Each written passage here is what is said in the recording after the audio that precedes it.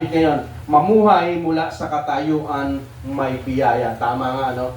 Mamuhay tayo mula sa katayuan natin ngayon na tayo ay nasa biyaya na. Ano mang biyaya, blessing na meron tayo, ipamuhay na lang natin. Amen? Hindi natin pinaghihirapan, hindi natin sumikapan, bagkus ito ay ating ipinamumuhay. Okay? So, sabi nga, ang tema natin ay peace, grace, hope, and perseverance in Christ.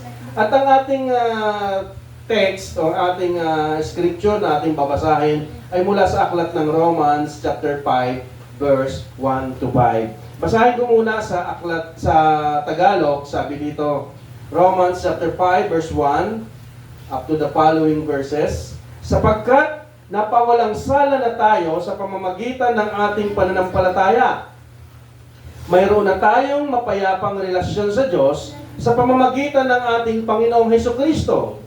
Sa pamamagitan ng pagsampalataya kay Hesukristo, tinamasa natin ang kagandahang loob ng Diyos at tayo'y nagagalak dahil sa pag-asang tayo'y makakabahagi sa Kanyang kaluwalhatian. Praise God. Verse 3, hindi lamang iyan, ikinagagalak din natin ang mga kahirapang ating tinitiis dahil alam nating ito'y magbubunga ng pagtsatsaga. At ang pagtsatsaga ay nagbubunga ng katatagan, at ang katatagan naman ay nagbubunga ng pag-asa. At hindi tayo binibigo ng pag-asang ito, sapagkat ang pag-ibig ng Diyos ay ibinuhos na sa ating mga puso sa pamamagitan ng Espiritu Santo na ipinagkaloob sa atin ng Diyos. Purihin ang salita ng ating Panginoon. Hallelujah. Dito pa lang parang wala na tayong ipapaliwanag. Kompleto na. Pag sinabing ibinuhos, poured out, pabuhos, hindi pawisik. Ang blessing, hindi pawisik. Sabi niya, ibinuhos na ng Diyos ang kanyang puso, sa ating mga puso. Okay? Ang pag-ibig niya sa atin. Ibig sabihin, hindi tayo inutay-utay, pabuhos. Okay? Pagpabuhos talaga, parang isang timba, ibinuhos sa iyong blessing. Hindi ka tinipid, hindi ka tinabo-tabo lang.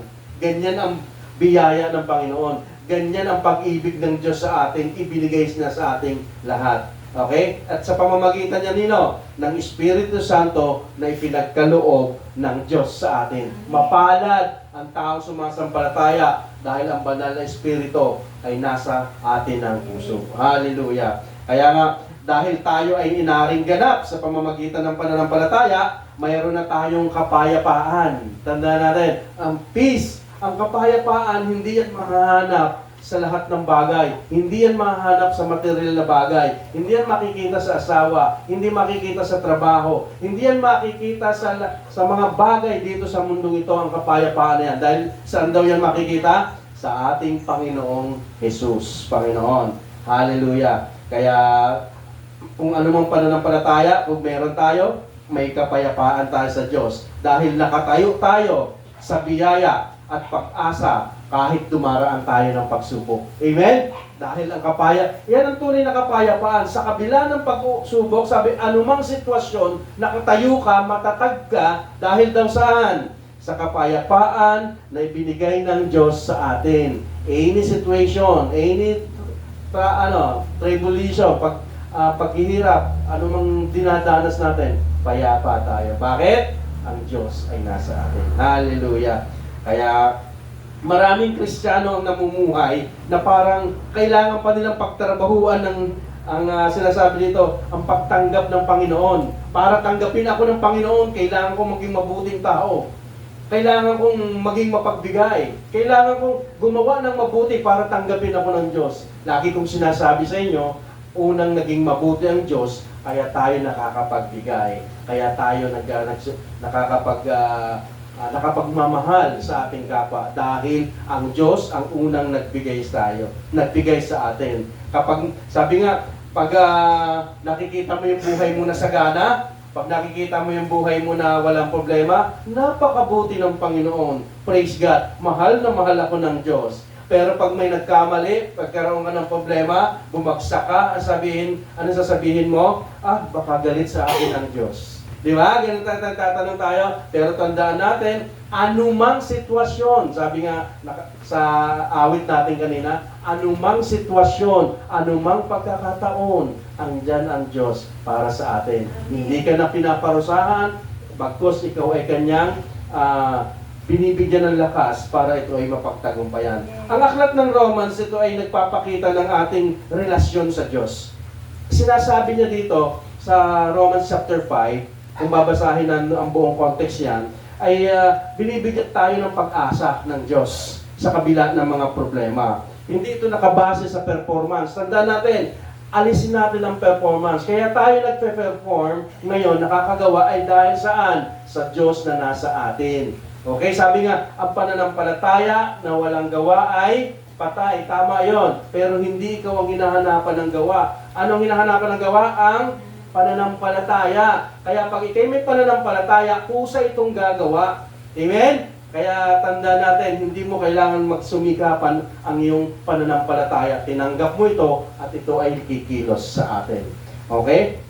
Kaya ang aklat ng Romans, binibigyan tayo ng karunungan na mabuti ang Diyos, hindi sa pamamagitan ng gawa natin, kundi sa pamamagitan ni Kristo na nasa atin. Hallelujah. Kaya nga, hindi natin pwedeng sabihin, ay napakabuti ko, kaya tinanggap ako ng Diyos. Mabuti ang Diyos, kaya kanya tinanggap. Tinanggap niya kailan? Nung tayo makasalanan pa. Sabi dito sa verse 8 nito, ang ating Panginoon ay tinanggap tayo, siya'y namatay sa atin nung tayo ay makasalanan pa. Romans 5:8. Okay? Kaya ang Diyos ay ganoon na lamang kabuti. Namumuhay tayo ayon sa kanyang biyaya. Amen? Sa biyaya, nasaganang biyaya na meron siya, doon na ayon namumuhay. Okay? Meron tayo nitong ilang puntos na ating pag-aaralan. Sabi dito sa point number 1, justified by faith. Sabi yan, we are justified by faith. Okay? Sabi niya, may kapayapaan na tayo sa Diyos kasi, kaya we are justified na. Basahin natin ang Romans 5:1. Therefore, having been justified by faith, we have peace with God through our Lord Jesus Christ. Nakita natin, meron daw tayong kapayapaan. Therefore, having been justified by faith, we have peace with God through our Lord Jesus Christ. Sa Tagalog, sapagkat napawalang sala na tayo sa pamamagitan ng ating pananampalataya, mayroon na tayong mapayapang relasyon sa Diyos sa pamamagitan ng ating Panginoong Hesukristo. Nagkaroon na tayo ng relasyon sa Diyos. Dati kasi, hiwalay tayo sa Diyos. Dahil tayo justified, tayo pinatawad, pinawalang sala, nakakalapit na tayo sa Diyos. Hallelujah. Kaya ganyan tayo, ganyan kabuti ang ating Panginoon. Ang kapayapaan natin ay galing sa Diyos. Ito ay resulta. Ang kapayapaan na meron tayo ngayon ay resulta ng justification na galing sa Diyos. Nang tayo na justified, yung faith ng Panginoon ay nasa atin na. Kaya nga, hindi yung reward, hindi yung reward sa iyo. Hindi mo yung pinagpaguran, kaya ka na-justify. Dahil iyan sa ating Panginoon, hindi ng ating performance. Alisin na natin ang performance, pero nagpe-perform tayo because the God who in us. Kaya tayo nakakapag-perform ng mabuti dahil sa ating Panginoon na nasa atin. Tandaan natin dito, pag sinabing justified dito, ito ay nangangahuligan na tayo ay matuwid na sa Diyos. Pag justified ka na, matuwid ka na sa harap ng Diyos. Hindi mo na kailangan gumawa pa para maging matuwid. Ipamumuhay mo na lang ang katuwiran na meron ka sa Diyos. Amen? Pag tinanggap mo na sa Diyos at sinabi ng Diyos, you are justified, malaya ka na, ipamumuhay mo na lang ito. Hindi mo na paghihirapan. Okay? Nag-i-improve ang ating sarili. Okay? Kumbaga lalo tayong nagiging masipag. Iyan yung works.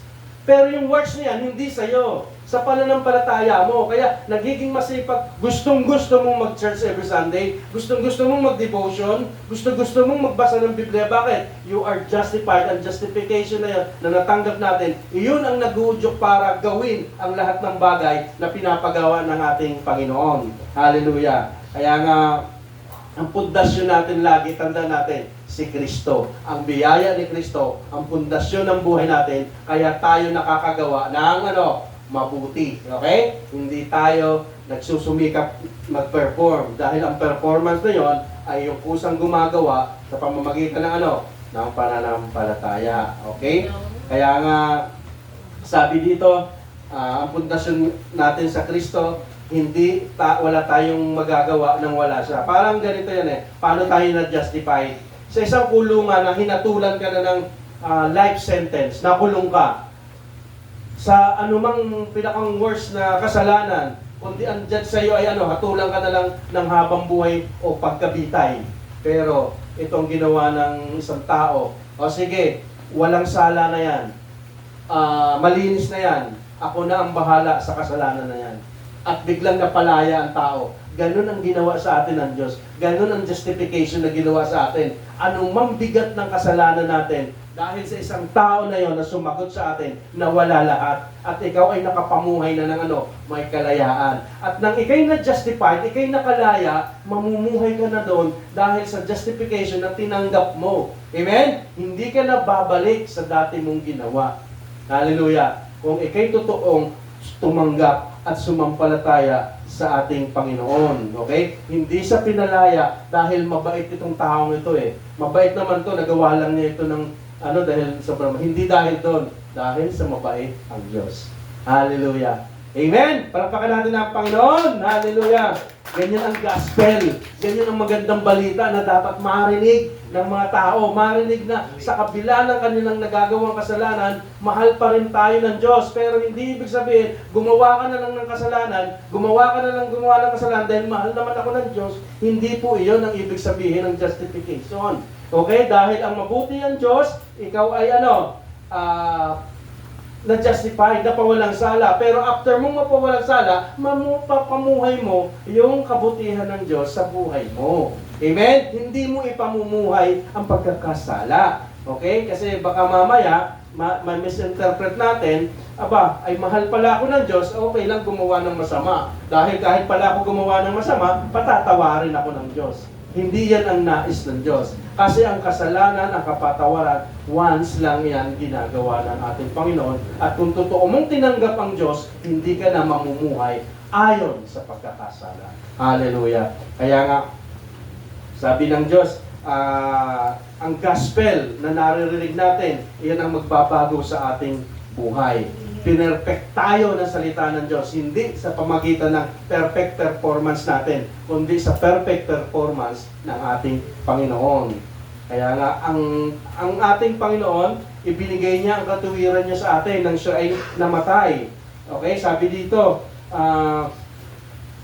minsan, kapag nagkamali ka, iniisip natin na kailangan, nagkasala ako, kailangan kong gumawa ng mabuti para mapatawad ako ng taong ito. Amen? Ganyan tayo eh. Kailangan kong makabawi sa Kanya para maging mabuti ako sa Panginoon. Hindi ganun ang Diyos sa atin. Tinanggap na tayo ng Diyos. Sabi ko nga kanina, kahit ikaw ay makasalanan pa, tinanggap ka na ng ating Panginoon. Hallelujah. Kaya nga kapag tayo ay nagkakasala, hindi na tayo, hindi tayo tumatakbo palayo, kundi lalo tayong lumalapit sa Diyos. Pag nagkamali ka, hindi ka lalayo dahil nahihiya ka. Nahihiya ka sa Diyos lumapit, pero dapat lalo tayong lumalapit sa Diyos para para hindi tayo, ibig sabihin na parang magmamalaki ka sa Diyos, lalayo ka dahil na nakukondem ka. Sabi nga ng Diyos, hindi na, pinatawad na kita, kaya ang trabaho natin ay patuloy tayong lumapit sa ating Panginoon. Dahil meron na tayong relasyon sa ating Panginoon. Hallelujah. Kaya nga ang dapat meron tayo, relational. May pag-asa tayo sa ating Panginoon. Pangalawang punto, sabi dito, we have access into His grace. Ayon sa talata ng chapter 5 ng Romans, nagkakaroon tayo ng access. Ano ba yung access? Nakakapasok na tayo. Labas-pasok na tayo sa tahanan ng ating Panginoon, sa presensya ng ating Panginoon. Dahil saan? Sa Kanyang biyaya. Okay? Sabi dito sa Romans 5:2, through whom also we have access by faith into this grace, in which we stand, the rejoice in hope of the glory of God. Nakita? Meron daw tayong access. Sabi niya, reading ko, through whom also we have access by faith into this grace, in which we stand and rejoice in hope of the glory of God. Tanda natin, yung markahan natin yung salitang in which we stand. Nakakatayo tayo, okay, sa presensya ng Panginoon. Bakit? Dahil sa access na ibinigay niya sa atin. Okay? Nung nakapasok na tayo, parang ganito. Nung nakapasok ka sa isang tahanan, may access ka na sa loob. Okay? Nung may access ka na sa loob, natatayuan mo na, lahat doon na enjoy mo. Okay? Dahil binigyan ka ng authority na pumasok sa loob na yan. Kaya lahat yan, access mo na. Okay? Yan ang ginawa ng Diyos sa atin. Okay? Kaya nga dahil sa Kanya, nagkaroon tayo ng pagkakataon na malapit sa Diyos. At dahil saan yan? Dahil lang sa biyaya ng ating Panginoon. Dahil sa Kanyang grasya, sa Kanyang habag sa atin. Kaya yung grasya na yon, yung biyaya ng Diyos na yon, ang nabigay sa atin ng access. Hindi lang tayo, hindi lang tayo nakapasok sa pamamagitan ng grace. Nakatayo pa tayo. Natayuan pa natin, natindigan pa natin yung grace. Okay? Dahil saan? Sa mabuting biyaya ng ating Panginoon. Minsan nga, ang mindset ng tao, baliktad. Kailangan mong, kailangan mo munang maligtas, salvation muna, bago ka magkaroon ng biyaya ng Panginoon.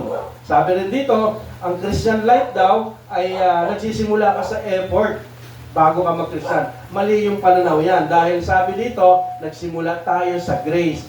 By His grace, we have been saved through faith in Christ. Okay? Nagsimula muna tayo sa biyaya ng Diyos. Kaya ang biyaya ng Diyos ang nabigay sa atin ng lakas para makalapit at magkaroon ng pananampalataya sa Panginoon. Okay? Kaya nga, ganyan ka-powerful ang biyaya. Ganyan ka-powerful ang grace. Okay? Hindi na tayo nagpapakahirap. Tatanggapin lang natin. Kaya dapat lagi tayong nakikinig ng gospel. Dapat ang magandang balita ay dapat nating binabasa, dinidinig. Hindi lang nakikinig, ipinamumuhay. Walang silbi yan kung didinggin mo lang. Walang silbi yan kung babasahin mo lang. Kailangang ipamuhay. Amen? Ang pag ipinamuhay mo, ang narinig mo, ang nabasa mo, yan ang tunay na pamumuhay ng isang Kristiyano. Ang tawag dyan, Christian life. Hallelujah. Kaya nga dapat ang pundasyon natin ay ang biyaya. Biyaya ang pundasyon natin. Hindi tayo nagsimula sa mabuting tao, sa pagiging mabait, kundi saan? Sa biyaya lang ng Diyos. Iyon ang naging pundasyon ng ating buhay, kaya tayo ngayon nakakalakad sa mundong ito. Amen? Kaya tandaan ninyo, halimbawa sa isang bahay, anumang ganda ng pintura niyan, kumpleto yan sa loob, maganda yung varnish, magandang bubong, magandang lahat, naka-tiles. Ibig sabihin, all in all, napakaganda, pintura, napakalinis. Pero kung mahina ang pundasyon, yung may-ari na nasa loob nyo, laging may kaba. Pag hindi alam ang pundasyon, kung baka naman ang poste nito, isa lang.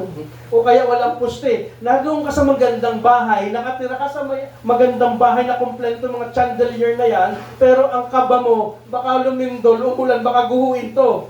May kapayapaan ba? Wala kang kapayapaan. Bakit? Hindi mo alam kung anong pundasyon meron itong bahay na tinatayuan mo. Kaya nga sabi, ang pundasyon natin ay ay yung biyaya ng Panginoon. Pag ang pundasyon natin si Kristo, yung kanyang biyaya, anumang sitwasyon, bumagyo, umulan, lumindol, payapa ka. Bakit? Sigurado ka sa pundasyon mo. Hallelujah. Amen? Ganyan dapat tayong mananampalataya. Yan ang alam natin.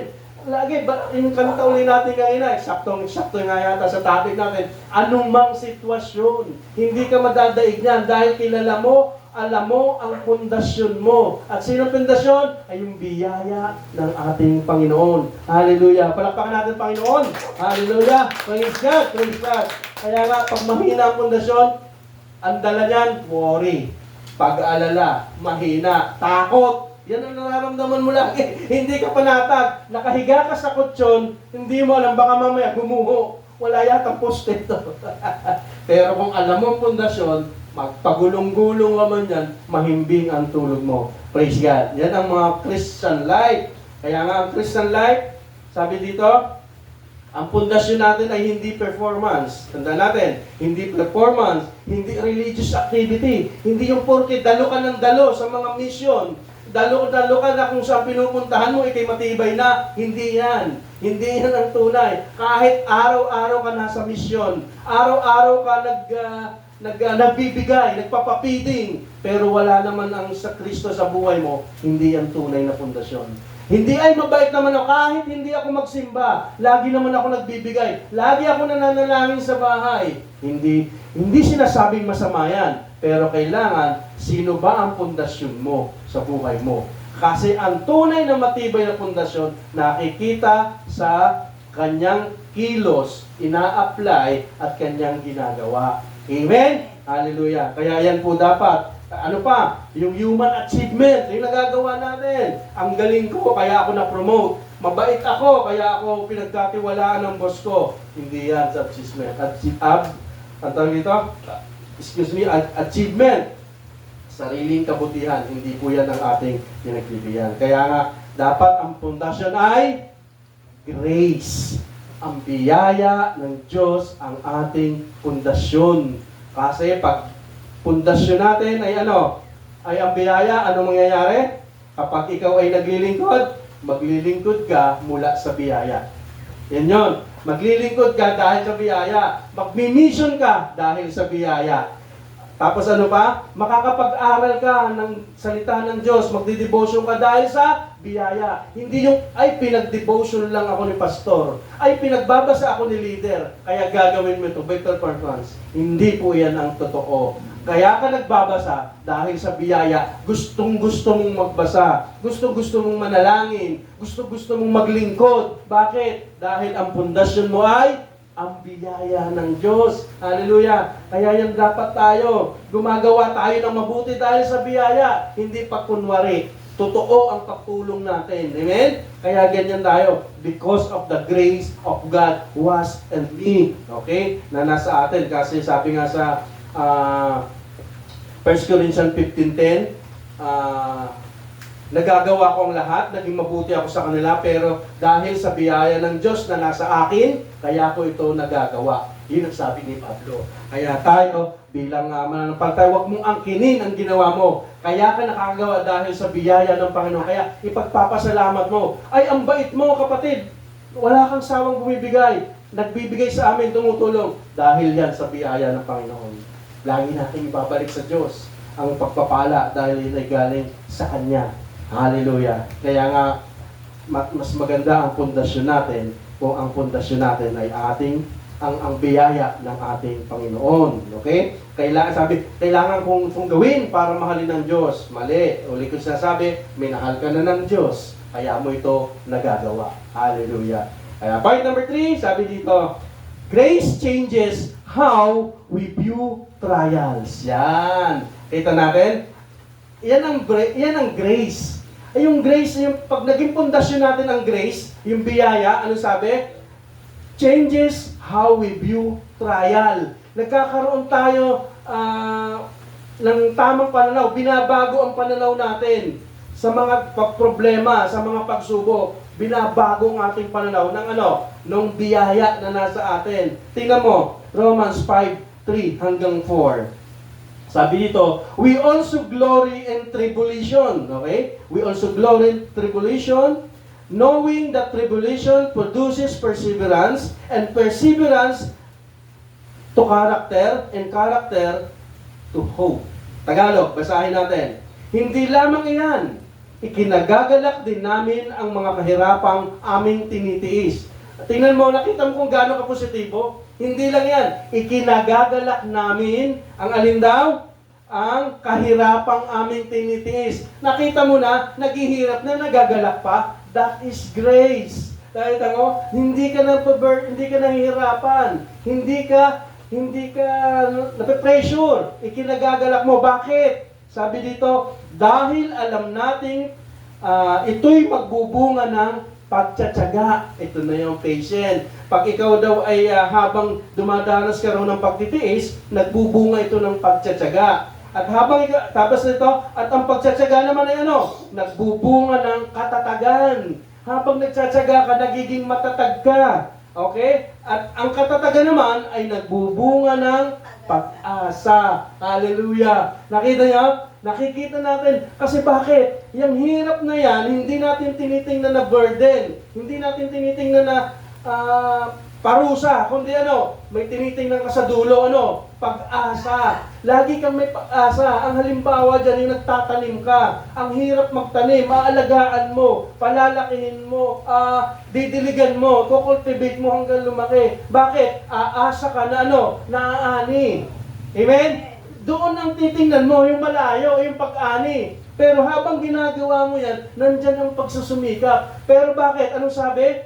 Nagbubunga ito ng katatagan at ang katatagan ay nagbubunga ng pag-asa. At ano pa, sabi sa bandang unahan, habang nagtitiis ka, alam namin, habang nagtitiis kang gawin yan, alam natin ito ay magbubunga ng pagtitiyaga. Nang doon yung patience mo, ang attitude mo, nade-develop kang maging mapagpasensya sa lahat ng bagay. Bakit? Dahil sa pag-asa na ikaw ay aani. Na mayroon kasi, tandaan mo, pag itinanim mo yan, sigurado aani yan pag naalagaan natin. Hallelujah. Walang pananim na itinanim mo, pabayaan mo na, aani ka ng maganda. Hindi mo maasahan yan. Aani ka yan, baka naman ponggo kung maaani mo yan. Amen? Pero kung ang pag-asa mo, umani ng sagana, aalagaan mo yan. Magtsatsaga ka dyan. Hallelujah. Palapakan natin ating Panginoon. Praise God, praise God. Nakakuha po ba natin ang pag-asa, ang biyaya ng Panginoon na nasa atin? Ang biyaya na yan, ang tumutulong sa atin para tayo magtagumpay. Hallelujah. Hindi sinabi dito ni Pablo na maganda ang suffering. Sige, tanggapin niyo na lang. Hindi. Pero yung suffering na yan ang ginagamit ng Diyos para tayo tumatag at magtagumpay. Okay? Nagagawa natin ito dahil sa Diyos. Ha? Sabi dito, ang pagsubok ay hindi nangangahulugang iniwan ka na ng Diyos. Hindi ibig sabihin na meron kang pinagdadaanan, Lord, ano ba to? Kami ba'y iniwan mo na? Kami ba'y pinabayaan mo na? Hindi po iyan ang sinasabi ng Diyos. May mga pagkakataon na maraming problema ang Kristiyano at talagang maraming problema ang Kristiyano. Hindi naman kasi sinabi ng Diyos, simula na maging Kristiyano ka at tumanggap sa Diyos, ay wala ka ng problema. Nandiyan na ang tunay na problema. Bakit? Ang binibigay sa iyo ay ang kapayapaan ng ating Panginoon habang dinaranas mo ang mga problema. Hallelujah! Kaya baka sabihin ng Diyos, baka hindi ako pinagpapala dahil ako'y hindi naging, galit sa akin ng Diyos sa aking mga ginagawa. Hindi totoo yan. Kaya nga, ulitin ko, yung Romans chapter 5 ay nagtuturo sa atin na sa anumang sitwasyon ng buhay natin, tribulation man yan, ay nagpro-provide ang Panginoon ng mga mahalagang bagay para mapagtagumpayan natin ang mga tribulation na yan. Hallelujah. Kaya nga sabi, nagagalak pa siya pag dumaranas ng pagsubok. Bakit? Napakasarap, napakaganda sa isang Kristiyano habang dumadanas ng pagsubok. Nakikita niya ngayon kung paano ay naasahan nila yung biyaya ng Diyos. Hindi siya nang maasa sa kaya ko itong solusyonan, kaya ko itong gawa ng paraan. Hindi po yan. Ang Diyos ang gagawa ng paraan. Kaya pinapadana sa atin yung problema yan para ibigay sa Diyos yung biyaya ng Diyos na nasa atin ang magbibigay ng katagumpayan. Okay? Kaya nga, para tayong tinitrain dito Alam mo ba yung athletes, yung mga team sa basketball o kaya anumang team, may coach yan, di ba? May coach. Bakit? Ang trabaho ng coach, i-train yung mga athletes niya. Halimbawa na lang sa basketball. Pag sinabi ng coach, gumising ka ng alas 5, mag-jogging ka hanggang alas 6. Ang coach nasa bahay. Halimbawa, tetext lang, kayo, mag-jogging kayo alas 5 hanggang alas 6, walang tigil. Mahirap. Bakit?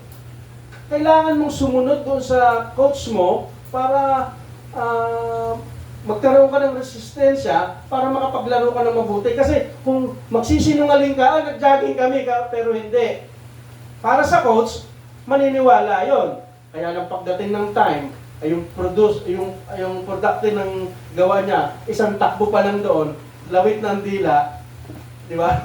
Hingal na, ibig sabihin, hindi siya sumusunod. Kaya ang ang pagte-train ay may perseverance, may paghihirap, may tamang pagsunod. Kaya pagka ikay tamang sumunod, alam mo ba, pagdating ng game, masigasig ka, magaling ka, shooter ka, hindi ka napapagod. Ganyan sa ating buhay. Hinahalimbawa, ang may resistance ka, anumang challenge kaya mong tanggapin. Ganyan yan. Anumang hirap, kaya mong suungin. Hindi ka, ay coach, hindi ko kaya yan. Hindi ko makakatakbo ng ganyan. Kaya ko mga 2 minuto lang. Hindi ko kaya maglaro ng 5 minuto. Hindi ko matatakbo yan. Okay? Kaya dapat meron kang tinatawag na proseso para ka lagong maging magaling na manlalaro. Ang magaling na manlalaro ay hindi lang yan naging magaling. Hindi lang, panay ka magaling ka, maglaro ka. Hindi ganon. Kaya yan ang magaling, nagsimula sa hindi magaling, kaya yan gumaling, dumaan sa proseso. At ang proseso na yon, yun ang mahirap. Amen? Yun ang mahirap, kaya sa nang. Ganon din sa atin bilang mananampalataya. Sasabi ko nga sa iyo, hindi ganon kadali bilang maging matugumpay na Kristiyano. Kundi patuloy kang sumusunod sa pinapagawa ng ating Panginoon. Okay? Okay? Sumasampalataya even ang mga bagay na hindi natin nakikita. Kasi sabi dito, ang Christian hope ay nakabase saan? Sa karakter ng Diyos na nasa atin. Amen? Doon tayo babase, hindi sa karakter mo. Kaya nga ang isang bagong nilalang, pag nakipag-isa ka Kristo, wala nang dating pagkatao. Siya ay nabago na. Bakit? Yung identity na ng Diyos ang namumuhay sa Kanya. So, ang Christian, sabi dito, ang pag-asa ng Kristiyano ay nakabase sa karakter ng ating Diyos, hindi sa ating sariling karakter. Hindi sa stability or circumstances na nararanasan natin, kundi saan? Sa pag-asa ng ating Panginoon. Maaring mabago ang circumstance, diba? Maaring may problema. Sabi dito, maaring may problema, may uncertainty, hindi nagbabago ang faithfulness natin sa Diyos, walang pagbabago tayo, dahil nakatingin tayo sa mga bagay na nakikita natin sa ating natural na pamumuhay. Okay? Kaya mga kapatid, dapat lagi tayong matatag yung pag-asa na meron tayo. Yun ang nagbibigay sa atin ng hope. Hallelujah. Point number 4. Last point tayo. Sabi niya, the basis of our hope is God's love. Yan ang basihan ng pag-asa natin, ang pag-ibig ng Diyos. Sabi dito, Romans 5:5. Because the love of God has been poured out of our heart by the Holy Spirit who was given to us. Poured out. Ito sinasabi ko sa inyo kanina. Ibinuhos. Ibinuhos ng Diyos ang kanyang pag-ibig. Hindi tinipid. Hindi yung pawisit. Hindi yung pabuhos. Kung baga sa isang timba, ibinuhos sa iyo ang pag-ibig ng Diyos sa atin. Hallelujah. Kaya nga, yung pag-ibig ng Diyos nasa atin na. We earn. Okay? Yung hindi natin in-earn ang pag-ibig ng Diyos, kundi ibinuhos, ibinigay. Kaya hindi mo piniplease, Lord, maawa ka sa akin. Lord, please, please. Hindi, ibinigay na kasi sa iyo. Ang sabi, ipamuhay na lang natin ang pag-ibig sa Diyos na ibinuhos na sa atin. Okay? Ibinuhos na, ibinigay na, ipamumuhay na lang natin. Okay? Dahil saan? Sa banal na Espiritu na ibinigay ng Diyos sa atin. Hallelujah.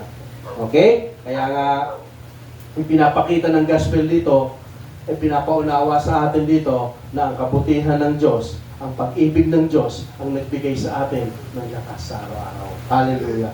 Amen? Kaya nga, minahal tayo ng Diyos. Sabi niya, but God demonstrate His own love toward us in while we were still sinner, Christ died for us. Yan. Namatay ang ating Panginoon nang tayo'y makasalanan pa. Ang pag-ibig ng Diyos ay hindi response ng perfection natin. Nauuna ang pag-ibig ng Diyos. Laging una ang Diyos. Kaya tanda natin, yung works natin, because of God. Okay? Nakakagawa ka ng mabuti because of God. Hindi ka gumawa ng mabuti para mahalin ng Diyos. Laging minahal ka na ng Diyos. Kaya ka nakakagawa ng mabuti. Tandaan natin, kaya hindi natin hindi natin ginagawa ang mga bagay para i-please ang God. Una na tayong minahal ng Diyos. Okay? Ano tayo? Sabi dito, 3 grace realities. Number 1, sabi na, point number 1, sabi sa Romans na pinag-aralan natin, number 1, I have peace with God. Di ba? Number 2, I stand in grace. Paano daw? Sabi niya, hindi ako nakatayo sa sarili kong performance, but I stand by grace, hindi sa sarili kong performance. Kapag malakas ako ngayon, hindi dahil sa magaling ka, dahil yan sa grace. Kapag mahina ako, dahil yan sa grace, hindi sa sarili mo yan. Kapag successful ako, because of grace pa rin. Kapag dumaraan ako sa trials, because of grace pa rin. Kalooban ba na ng Diyos yan? Kalooban niya ng Diyos. Para malalong makita ang kanyang kapangyarihan sa atin. Kaya lahat, any circumstances is because of by grace. Pero hindi ibig sabihin na pinaparusahan ka, pinapatatay ka, persevere ka para maging matagumpay. Dahil saan? Sa pag-asa. Okay? Pangatlo, I have hope. Yan, may pag-asa tayo. Bakit? Ang trials ay ang trials na dinadaan natin, hindi pa yung final chapter ng buhay mo. Hindi pa yan ang huling yugto ng buhay mo kung bakit dinaranas mo yung matinding pagsubok. Hindi pa yan ang huli. Kaya wag natin titingnan na bakit ganito na lang ang buhay ko. Hindi yan ang huling part ng buhay mo. Laging may pag-asa. Habang may buhay, may pag-asa, may perseverance, may character, may hope. Yan ang tanda natin sa buhay natin. Kaya any circumstances, huwag mawawala ng pag-asa. Hallelujah. Kaya nga, sabi dito, ang hope, ito ay hindi disappointing. Okay? Dahil nakabase ito sa pag-ibig at katapatan ng Diyos. Hallelujah. Because of Jesus. Okay? Paano natin ito ma-apply? Sabi dito, kailangan natin ng application. Number one application. Sabi dito, kapag nagkamali ka, huwag mong iisipin na hindi na ako mahal ng Diyos. Tandaan natin, pagka tayo nagkakamali, huwag nating isipin na hindi tayo mahal ng Diyos. Kaya nga lahat, pagka dumarating yan, bagkos sa gawin natin, alamin natin ang katotohanan. Ano ba yung katotohanan? Itatak natin sa isip, I have justified by faith. Yan ang unang application natin. Pag dumaranas ng problema, lagi mong tatak sa isip, I have justified by faith. Okay? Number 2 application, halimbawa may problema ka. Huwag nating isipin agad ng iniwan akin ng Diyos. Anong gagawin daw? God is with me even in the trials, and His grace is sufficient. Tanda natin, laging sapat ang biyaya pag dumaranas ka ng mga bagay ng problema. Okay, pangatlong application, kapag nangihina ka naman, huwag mong gagawin pundasyon ang sarili mong lakas. Hindi yung kaya ko ito suportahan, kundi sabihin mo, I stand in grace. Laging sabi mo, nakakatayo ako dahil sa biyaya ng Diyos. Amen? Hallelujah. Kaya panghuli, application, sabi dito, kapag hindi mo alam ang future, huwag mong ilagay sa pag-asa mo ang mga circumstances. Bagkos ano sabihin mo? Itong tanda natin. Pag ikaw ay, sabi, dumadanas, hindi mo alam ang future mo, nawawalan ka, sabi, tatandaan mo, number 1, God's character plus God promise equals God's love. Kanino lahat? Sa Diyos lahat. God's character, yun ang tumuhay mo. God's promise, yun ang paniwalaan mo. At ang God's love, yan ang hawak natin. Lahat sa Diyos, wala tayo. Amen? Yan. Kaya, mga kapatid, isipin ang isang taong halimbawa, ito tanda natin pag ikaw sumakay sa aeroplano, sino sumakay na sa aeroplano? Pag sumakay ka sa aeroplano, wala ka ng control dito. Hindi mo na kayang control. Umaasa ka na lang sa piloto. Sa pagbaba, pagtaas, paglanding. Ganun tayo. Umaasa tayo sa biyaya. Wala tayong gawin, kundi ipagkatiwala at magtiwala sa biyaya. Hallelujah. Amen? Praise God! Praise God! Hallelujah! Kaya nga mga kapatid, ang ibig sabihin, tanda natin, si Kristo ang ating pundasyon, si Kristo ang ating source, si Kristo ang ating security. Lahat si Kristo. Wala tayo. Wala tayong part lagi. Laging si Kristo. Amen? Kaya nga mga kapatid, ang sabi dito, ang Romans 5:1 hanggang 5, na ating binasa ay tungkol sa ating katatagan na ibinibigay galing sa Diyos at hindi gahaling sa ating sarili. Tanda natin, lagi natin sasabuhay, I am justified by faith and I have peace with God. I stand in grace. Hallelujah. Laging iyan ang tatanda natin. Nakakatayo tayo. Dahil saan? Sa biyaya ng ating Panginoon. At dahil saan yan? Sa natapos na gawa ni Kristo sa krus ng Kalbaryo. Nung siya'y namatay, inilibing at muling nabuhay, we are justified. At ang nangyari yan, ipinamumuhay na natin ang natapos na gawa ni Kristo sa atin. Hallelujah. Palakpakan natin ang ating Panginoon. Hallelujah. By grace alone. Sa panangagitan lang ng biyaya. Okay? At ang biyaya na iyon, yun ang kumikilos sa buhay natin. Tayo manalangin. Hallelujah. Ama naming banal, Ama naming makapangyarihan sa lahat. Ama, maraming salamat po sa mensaheng ito na binigay mo sa amin. Dumaranas kami, anumang sitwasyon, Lord, ipinakita mo, magala kami, Panginoon. Dahil, Lord, tinuturo mo sa amin ang maging umasa sa iyo dahil sa pag-asa na aming inaasahan, O Lord, kung kami ay magtsatsaga, kung kami ay magpapatuloy sa iyo, Panginoon, magiging matatag kami, Panginoon. At ito ay kapalit nito ay ang tunay na pag-asa, Panginoon. At ang lahat na ito ay dahil lamang sa iyong biyaya, Panginoon. Sa biyaya mo na nasa amin, na tinanggap namin, nakakapamuhay kami, Panginoon, ng buong katuwiran, Lord. Salamat, Panginoon, sa biyaya mo na aming tinanggap at ito ay aming ipamumuhay, Panginoon. Salamat, Lord, sa lahat ng nakarinig. Nawa ito ay magsilbing kalakasan nila sa araw-araw ng kanilang buhay. Ama, pinupuri ka namin at dinadakila at nahayaan mo na kumilos at patuloy na kumilos ang banal na Espiritu sa puso at buhay ng bawat isa. Iyan po ang aming panalangin, Panginoon, at ibinibigay namin sa iyo ang pinakamataas na papuri at pagsamba sa pangalan po lamang ng iyong bugtong na anak na si Jesus. Amen! Amen! Amen! Praise God! Praise God!